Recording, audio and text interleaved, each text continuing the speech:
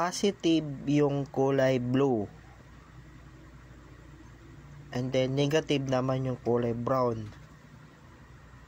Konektado dito. Yan.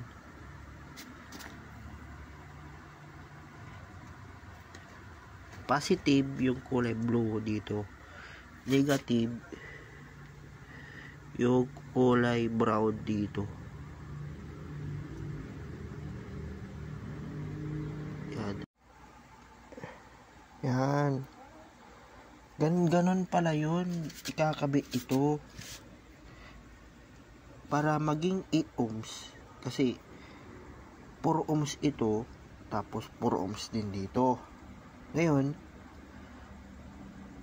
para maging 8 ohms, yung positive nito, ikakabit mo sa negative nito.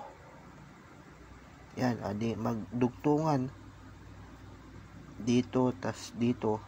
Tapos, yung negative naman nito, tapos positive nito, doon yung wire.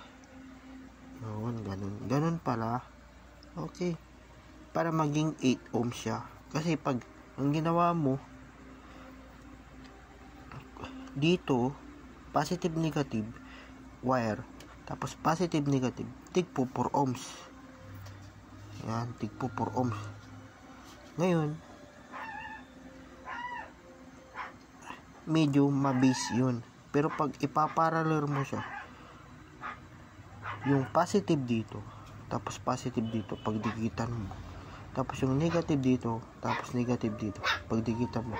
And then yung wire dito na dalawa, papunta na sa amplifier. Magiging 2 ohms na siya, 2 ohms. Yun na yung medyo mabigat sa amplifier. Pero kung kaya ng amplifier, pwede din. Kaso, ma-base siya. More on base siya. Yan. Nakialam na naman. Nakikialam na naman yung speaker. Subwoofer. Professional series subwoofer. Yan. Size 10. Then, crown siya. Crown. Yan.